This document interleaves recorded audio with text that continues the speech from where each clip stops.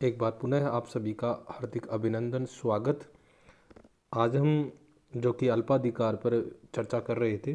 पूर्व के वीडियो में हमने अल्पाधिकार के अर्थ और विशेषताओं, आज के इस वीडियो में हम जो अल्पाधिकार है उसके मॉडल्स पर चर्चा करेंगे। और उसके मॉडल में आज जो चर्चा करने जा रहे हैं उसमें हम जो कीमत नेतृत्व है,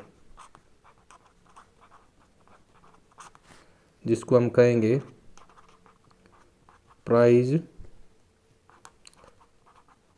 लीडरशिप, इस पर बात करेंगे। आखिरकार कीमत नेतृत्व है, प्राइज लीडरशिप होता क्या है। लेकिन कीमत नेतृत्व है, प्राइज लीडरशिप से बात करने से पहले मैं आपको दो स्थितियां हैं, जिसमें से एक तो हो गया आपका औपचारिक, एक हो गया अनौपचारिक, यानी फॉर्मल, और दूसरा हो गया इनफॉर्मल। इन दो के बारे में थोड़ी सी विशेष रूप से चर्चा करना चाहूँगा प्राइज लीडरशिप से पहले, कि फॉर्मल क्या है और इनफॉर्मल क्या है। औपचारिक फॉर्मल का मतलब ये हुआ कि इसमें जो अल्पाधिकारी है वो आपस में विचार विमर्श करके, आपस में विचार विमर्श करके अपनी कीमत या उत्पादन के संबंध में कार्य करने के कुछ सामान्य नियम, कुछ रूल्स, सामान्य नियम रूल्स निर्धारित कर लेते हैं।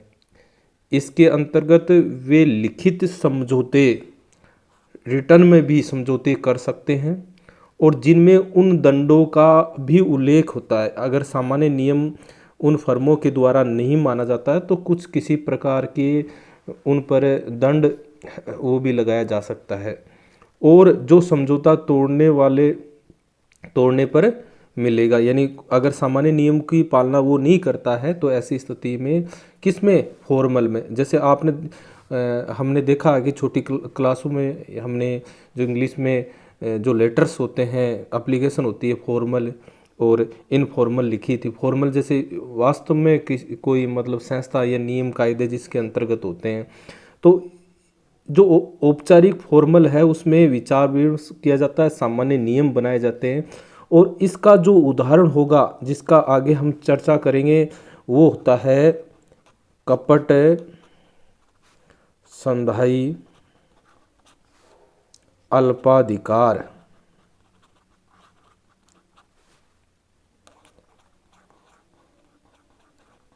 क्लोजिव ओलिगोपोली। अब यहाँ से भी प्रश्न पूछा जा सकता है कि कपट संधाई क्लोजिव ओलिगोपोली किसका उदाहरण है। तो ये फॉर्मल का उदाहरण है। और फॉर्मल में क्या होता है, जिसके अंतर्गत हमने ये देखा कि एक सामान्य नियम होता है, वो चाहे लिखित हो, इस प्रकार का हो, और उस नियमों की पालना नहीं करने पर विभिन्न प्रकार के दंड के स्वरूप इसके अंतर्गत दिए जाते हैं। तो ये इसकी हम आगे चर्चा करेंगे। अब हम जो बात करने जा रहे हैं वो करने जा रहे हैं अनौपचारिक, इनफॉर्मल पर। आखिरकार इनफॉर्मल होता क्या है। तो ये इनफॉर्मल है, उसी का उदाहरण है आपका कीमत नेतृत्व, प्राइज लीडरशिप। ये इसी का उदाहरण है। किसका, अनौपचारिक, इनफॉर्मल। कहने का तात्पर्य इसमें यह है कि इसमें बिना आमने सामने विचार किए विमर्श किए वे आपस में एक समझौता कर लेते हैं। किसमें, प्राइज लीडरशिप में। तथा कीमत, उत्पादन आदि के संबंध में समरूप नीति का पालन करते हैं। इसमें किसी प्रकार का आपस में बैठकर कोई समझौता नहीं किया जाता, जबकि औपचारिक में ऐसा किया जाता है। कीमत नेतृत्व में किसी औपचारिक समझौते तथा विभिन्न फर्मों कि क्रियाओं के नियंत्रण के लिए किसी स्वतंत्र एजेंसी की स्थापना न होने के कारण, यानी इसमें ऐसा नहीं है, इसमें कोई एजेंसी भी स्थापित की जा सकती थी, किसमें, औपचारिक में, इसमें इस प्रकार की कोई नहीं होती, आपस में किसी प्रकार का ऐसा कोई लिखित रिटर्न में कोई समझौता नहीं होता, और न ही किसी ऐसी एजेंसी की स्थापना की जाती है जो प्राइस या उत्पादन से संबंधित किसी प्रकार का निर्णय करें। तो इसमें गुटबंदी विरोधी एंटी ट्रस्ट कानूनों जिनको कुछ देशों ने पारित किया हुआ है के तोड़ने के प्रश्न ही उत्पन्न नहीं होता, क्योंकि ऐसा किसी प्रकार का उन्होंने नियम कायदा नहीं बनाया, इसलिए कोई एंटी ट्रस्ट कानून जो टूटेगा ऐसी इसमें स्थिति नहीं होती है। तो होती किसमें है, जिसमें सामान्य नियम स्थापित किए जाते हैं, जो हमने फॉर्मल की स्थिति में देखा, जिसमें क्लोजिव ओलिगोपोली कपट संधाई अल्पाधिकार के अंतर्गत आया है। जबकि हम जो चर्चा कर रहे हैं वो अनौपचारिक इनफॉर्मल की बात की जा रही है। किंतु कई बार हम ये देखते हैं कि कीमत जो नेतृत्व है उसमें औपचारिक सम्मेलन व समझौते के परिणाम स्वरूप होता है, जिनमें प्रतियोगी फर्में एक नेता का चुनाव करती है और उसके द्वारा निर्धारित कीमतों को स्वीकार करने का निश्चित करती है। यानी कई बार क्या होता है कि कीमत नेतृत्व का उद्भव औपचारिक सम्मेलन या समझौते के परिणाम स्वरूप हो जाता है। तो इस प्रकार हमने देखा कि औपचारिक और अनौपचारिक, तो जो इनफॉर्मल है उसी के अंतर्गत आपका कीमत नेतृत्व आता है। अब इस कीमत नेतृत्व के हम देखेंगे 3 प्रकार दिए हुए हैं, 3 स्वरूप दिए हुए हैं, और उन तीनों स्वरूप की हम बात करेंगे। और ये मुख्य रूप से आपसे प्रश्न पूछा जा सकता है कि कीमत नेतृत्व औपचारिक है या अनौपचारिक है। तो हम क्या देखा कि अनौपचारिक है, इसमें किसी प्रकार का आपस में विचार विमर्श नहीं किया जाता, किसी लिखित जो एक प्रकार का समझौता इसके अंतर्गत नहीं किया जाता है। अब इसके प्रकार पर हम चर्चा, इसके मुख्य रूप से हम देखते हैं तो 3 प्रकार हैं, तीनों प्रकार की हम चर्चा करें। इस वीडियो में केवल हम एक ही प्रकार पर चर्चा कर पाएंगे। पहला प्रकार अगर हम देखें तो वो है प्रधान फर्म द्वारा कीमत निर्धारण, कीमत नेतृत्व है। तो प्रधान फर्म मतलब डोमिनेट फर्म। अब क्या होती है डोमिनेट फर्म, उसके द्वारा प्राइस लीडरशिप कैसे किया जाता है, उस पर भी हम आगे चर्चा करेंगे। दूसरा आप देखोगे, दूसरी स्थिति है, दूसरा प्रकार इसके अंतर्गत दे रखा है स्थिति मान कीमत नेतृत्व।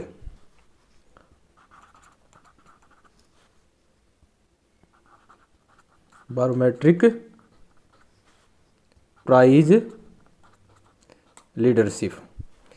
और तीसरी हम इसके अंदर देखें, तीसरी जो प्रकार के इसके अंदर हम समझें, वो आपका दे रखा है शोषणात्मक, या जिसको कहा जाएगा आक्रामक, यानी एक्सप्लोटेटिव,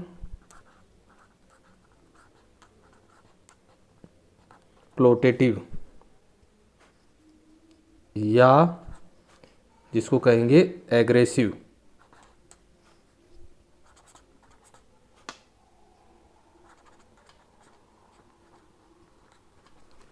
तो ये 3 टाइप्स जिसमें दे रखे हैं, प्रधान फर्म द्वारा कीमत नेतृत्व है, स्थितिमान कीमत नेतृत्व है, और दूसरा हो गया शोषणात्मक कीमत नेतृत्व है। ये क्या होता है और इसके द्वारा किस प्रकार से कीमत का निर्धारण किया जाता है, उस बात पर हम बात करेंगे। सबसे पहले हम बात करना चाहेंगे जो है प्रधान फर्म द्वारा किस प्रकार से कीमत नेतृत्व किया जाता है। सबसे पहले हम ये देखें कि प्रधान फर्म होती क्या है। तो प्रधान फर्म वो होगी जो कुल उत्पादन जो बाजार का है, कुल उत्पादन जो टोटल प्रोडक्शन है, कुल उत्पादन है, उसके एक बहुत बड़े भाग का उत्पादन करने के कारण उत्पादन करती है, इसलिए वो उसकी क्या होगी, डोमिनेट फर्म होगी। के कारण पूरे पदार्थ के बाजार पर अपना प्रभुत्व स्थापित रखती है। और प्रधान फर्म जो डोमिनेट फर्म है वो अपने मांग वक्र का अनुमान लगाकर, जो डिमांड कर है उसका अनुमान लगाकर वह पदार्थ की वह कीमत निर्धारित करती है जिस पर उसका जो लाभ है वो अधिकतम होता है। और अन्य जो फर्में हैं जो छोटी होने के कारण कीमत पर व्यक्तिगत प्रभाव नहीं डाल सकती और प्रधान फर्म द्वारा जो कीमत निर्धारित की जाती है उसको स्वीकार करके उसके अनुसार उत्पादन को निश्चित करती है। तो यहाँ आप देखोगे कि जो डोमिनेट फर्म है, प्रधान फर्म है, उसका कुल उत्पादन पर एक बड़ा हिस्सा होता है और उसको बाजार की जो डिमांड है उसकी जानकारी होती है, इसलिए वो प्राइस का निर्धारण उसके द्वारा किया जाता है। और जो छोटी फर्में हैं उनके द्वारा उस निर्धारित कीमत पर वस्तु का उत्पादन किया जाता है, विक्रय किया जाता है। अब इसको हम एक चित्र के माध्यम से बात करेंगे कि किस प्रकार से इसका वो निर्धारण करती है, लेकिन उससे पहले हम इसके अंतर्गत कुछ मान्यताएं दे रखी है। साथियों, सबसे पहले हमने ये देखा कि कुछ स्थितियां होती है औपचारिक और अनौपचारिक, और हमने देखा कि कीमत नेतृत्व है वो अनौपचारिक यानी इनफॉर्मल के अंतर्गत आता है। कीमत नेतृत्व के प्रकार हमने देखे और उस प्रकार में सबसे पहले हमने प्रधान फर्म पर बात करने जा रहे हैं। इससे संबंधित कुछ अजम्पशन है, मान्यताएं हैं, और उन मान्यताओं की हम चर्चा करेंगे कि कौन कौन सी मान्यता इसके अंतर्गत ली गई है, अजम्पशन ले रखी है।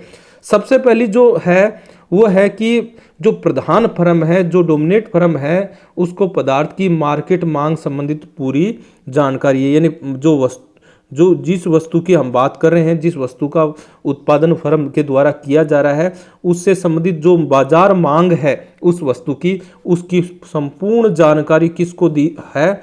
पूर्ण जानकारी उस प्रधान फर्म को होती है, सारी की सारी जानकारी उसको प्राप्त होती है। दूसरी इसके अंदर हम मान्यता ये लेकर चलते हैं कि जो छोटी फर्में हैं उन छोटी फर्मों की जो सीमांत लागत मार्जिनल कॉस्ट, सीमांत लागत वक्र को भी वो जानती है। सीमांत लागत जो वक्र है छोटी फर्मों का, उसको भी बड़ी फर्म जानती है। और ये जानने के कारण, सीमांत लागत को जानने के कारण, किसके द्वारा? प्रधान फर्म के द्वारा जानकारी होने के कारण ही वो इसके क्षैतिज हॉरिजॉन्टल जो योग है, योगीकरण करने से छोटी फर्मों द्वारा पदार्थ की विभिन्न कीमतों पर पूर्ति निर्धारित वो कर सकता है। क्यों? क्योंकि उस प्रधान फर्म को ये पता है कि उसकी मार्जिनल कॉस्ट क्या है और उसके द्वारा वो उनकी कीमतों के द्वारा पूर्ति का निर्धारण किया जा सकता है। तो यहाँ आप इस बात की जानकारी रखें कि उसको छोटी फर्मों के जो सीमांत लागत है उसकी जानकारी होती है। इसका तात्पर्य ये हुआ कि अपने अनुभव से जो प्रधान फर्म है पदार्थ की विभिन्न कीमतों पर लघु फर्मों द्वारा पूर्ति का वो ठीक ठाक अनुमान लगा सकती है। ये तमाम जानकारी होने के कारण जो प्रधान फर्म है, जो डोमिनेट फर्म्स है, उसके द्वारा जो छोटी फर्में हैं, जो विभिन्न प्राइस हैं, कीमत है वस्तु की, उस पर उसके द्वारा क्या क्या पूर्ति की जाएगी, कितनी पूर्ति उसके द्वारा छोटी फर्मों के द्वारा की जाएगी, उसका अनुमान किसके द्वारा लगाया जा सकता है? प्रधान फर्म के द्वारा उसका अनुमान लगाया जा सकता है। इन सभी जानकारी की सहायता से प्रधान फर्म अपने मांग वक्र को जान सकती है। तो हम एक डायग्राम के माध्यम से इस बात को समझेंगे कि किस प्रकार से प्रधान फर्म अपनी वो जो वस्तु है उसका कीमत का निर्धारण करती है और किस प्रकार से उसे पता रहता है कि इस कीमत पर छोटी फर्में वस्तु की कितनी मात्रा की पूर्ति करेंगी। तो इसको भी हम एक चित्र के माध्यम से समझेंगे। तो यहाँ से प्रश्न बनेगा कि कितनी कीमत पर प्रधान फर्म वस्तु की पूर्ति करेगा, कितनी कीमत पर जो छोटी फर्में हैं, जो सीमांत फर्में हैं, उनके द्वारा पूर्ति की जाएगी। कीमत नेतृत्व है फॉर्मल है कि इनफॉर्मल है, अब इसके टाइप्स हमने देखे हैं। यहाँ आज हम केवल जो प्रधान फर्म है उसके द्वारा किस प्रकार से जो प्राइस है वो निर्धारण किया जाता है उस पर हम चर्चा करने जा रहे हैं। अब हम एक डायग्राम के माध्यम से, चित्र के माध्यम से इस बात को समझेंगे कि किस प्रकार से एक जो डोमिनेट फर्म है उसके द्वारा प्राइस लीडरशिप का कार्य किया जाता है। चित्र में हम देख रहे हैं कि जो डीडी मांग वक्र दिया हुआ है, ये डीडी मांग वक्र ये पदार्थ का मार्केट का मांग वक्र है। इसके आधार पर टोटल जो मार्केट की डिमांड है उसका मांग वक्र ये दिया हुआ है, जिसकी जानकारी जो हमने अभी बात की प्रधान फर्म है उसको इस बात की जानकारी होती है। दूसरा, ये जो एसएम वक्र है ये लघु फर्मों का क्या है, पूर्ति वक्र है। और क्यों? क्योंकि अभी हमने ये पढ़ा कि जो सीमांत लागत है, मार्जिनल कॉस्ट है लघु फर्मों की, उसकी जानकारी किसको है, प्रधान फर्म को है, डोमिनेट फर्म को है। और वो उसका जो हॉरिजॉन्टल योग करके वो उसके द्वारा ये इसका पूर्ति वक्र है वो प्राप्त कर सकती है। यहाँ हम देखेंगे कि इस डिमांड कर्व और ये सप्लाई कर्व है, इसको काट एक दूसरे को यहाँ काट रहे हैं आर पॉइंट पर, जिसकी प्राइस हम देख रहे हैं कि OP1 है। और इस प्राइस पर हम देख रहे हैं कि टोटल डिमांड है RP1। और ये टोटल की टोटल डिमांड की पूर्ति किसके द्वारा की जा रही है, लघु फर्म के द्वारा की जा रही है। यानी यहाँ हम देखें कि प्राइस बहुत अधिक हो, ऐसी स्थिति में केवल और केवल जो छोटी फर्म है उसके द्वारा इसकी पूर्ति की जा रही है। क्योंकि प्राइस एक सामान्य तौर पर बात करें कि बड़ी फर्में हैं, उनकी कॉस्ट है, लागतें कम होती है, इसलिए वो कम कीमतों पर भी वस्तु का उत्पादन कर सकती है, विक्रय कर सकती है। जबकि जो छोटी फर्में हैं वो लघु आकार पर, सूक्ष्म स्मॉल लेवल पर वस्तु का उत्पादन करती है, इसलिए वो कम कीमतों पर उसका उत्पादन नहीं कर पाती है, इसलिए अधिक कीमत पर। अब मान लीजिए ये OP प्राइस है, यहाँ इस OP प्राइस पर हम बात करें तो टोटल डिमांड PS है और इस टोटल डिमांड की PB भाग है वो छोटी फर्मों के द्वारा इसकी पूर्ति की जा रही है और BS भाग है वो प्रधान फर्म के द्वारा इसकी पूर्ति की जा रही है। जबकि हम अगर इस कीमत की बात करें OPT की तो P2T है वो टोटल डिमांड है और P2C है वो छोटी फर्मों के द्वारा की जा रही वाली सप्लाई है, जबकि CT है वो प्रधान फर्म के द्वारा की जाने वाली पूर्ति है। और अगर कीमत OP3 हो, ऐसी स्थिति में हम देखें कि जो SM वक्र है वो यहाँ आ रहा है, ऐसी स्थिति में जो छोटी फर्म है उसके द्वारा किसी प्रकार की कोई वस्तु की पूर्ति नहीं की जा रही है। संपूर्ण डिमांड का जो हिस्सा है वो किसके द्वारा किया जाएगा, प्रधान फर्म के द्वारा किया जाएगा। तो यहाँ हम समझ पा रहे हैं, यहाँ से प्रश्न भी आपको किस प्रकार से पूछा जाए वो आपको देखना है, क्योंकि आजकल कथन और कारण के आधार पर विभिन्न प्रकार के ऑप्शन देकर प्रश्न पूछे जा रहे हैं, इसलिए हम इस चित्र को समझना है और बड़ा आसान सा काम है। ये जो लघु फर्म है उसका पूर्ति वक्र है, ये टोटल डिमांड कर्व है। अब ये चित्र का जो भाग जो आप B देख रहे हो इधर वाला, यहाँ क्या है, ये जो DL है ये जो प्रधान फर्म है, जो डोमेस्टिक फर्म है उसका डिमांड कर्व है। अब ये कैसे प्राप्त हुआ, हमने ये देखा कि यहाँ उसकी डिमांड कितनी है, टोटल हिस्सा कितना पूर्ति का उसका 0 है, तो यहाँ से आरंभ हुआ। यहाँ ये BS भाग पूर्ति की जा रही है तो BS और ये PH भाग दोनों बराबर है, ठीक है। यहाँ CT भाग किया जा रहा है, ये इसके बराबर है, तो इस प्रकार ये उसका DL वक्र प्राप्त हुआ है। और उसके अनुसार इसका क्या प्राप्त हुआ है, ये क्या है, उसका MR वक्र है, ठीक है। सीमांत आगम वक्र जिसको कहते हैं, मार्जिन रेवेन्यू वक्र जिसको कहा जाता है वो है। और ये MC और AC उस प्रधान फर्म के जो लागत कर्व है, सीमांत लागत और औसत लागत मार्जिन और एवरेज कॉस्ट वक्र है, ठीक है। क्योंकि उस फर्म को जब सीमांत जो छोटी फर्में उनकी लागतों का पता है तो सीधी सी बात है खुद की लागतों का तो उसको पता ही होगा। ऐसी स्थिति में हम देखेंगे कि ये आपको फर्म का संतुलन कहाँ स्थापित होता है, जहाँ MR वक्र और MC वक्र काट रहा है यहाँ है, तो इसके द्वारा प्राइस कितनी निर्धारित की जा रही है, OP निर्धारित की जा रही है। और ओपी के आधार पर वो कितनी मात्रा का उत्पादन कर रहा है, ओ क्यू मात्रा की पूर्ति कर रहा है, और ओ क्यू या पी एच बराबर क्या है, बी एस है। इसका तात्पर्य है कि इस ओपी कीमत पर टोटल डिमांड पी एस है और इसका बी एस भाग जो कि यहाँ पी एच के बराबर दिया गया है वो किसके द्वारा किया जा रहा है, प्रधान फर्म के द्वारा किया जा रहा है।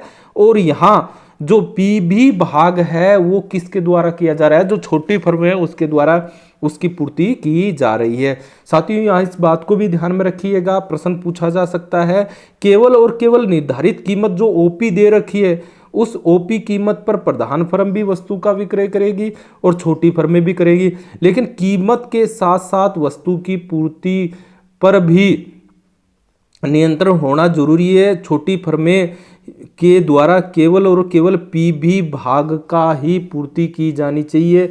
अगर इसमें किसी प्रकार का परिवर्तन छोटी फर्में करती हैं, पीबी भाग से कम या ज़्यादा करती हैं, तो निश्चित रूप से जो प्रधान फर्म है उसके लाभ भी प्रभावित होंगे। तो यहाँ कुछ मुख्य बात है। तो यहाँ मैंने जैसा बताया कि प्रधान फर्म अपने लाभ को अधिकतम, अपना जो लाभ है उसको अधिकतम कर पाए, इसके लिए केवल यह ही आवश्यक नहीं है कि उसकी जो छोटी फर्में है उसके द्वारा निश्चित जो कीमत, यहाँ जो कीमत दे रखी है ओपी, इस कीमत ही प्राप्त करें, यही नहीं है, उसको ये भी सुनिश्चित करना है कि जो छोटी फर्म है उसके द्वारा जो उत्पादन अभी बात की थी वो पीबी भाग जो चित्र में बात की थी उसके समान भी उत्पादन करें। अगर इससे अधिक या कम करती हैं तो ऐसी स्थिति में जो हमने देखा जो डोमिनेट फर्म है उसकी लाभ की स्थिति नहीं प्राप्त होगी, अधिकतम लाभ। इसके लिए उसको मार्केट विभाजन विषयक समझौता, मार्केट शेयरिंग एग्रीमेंट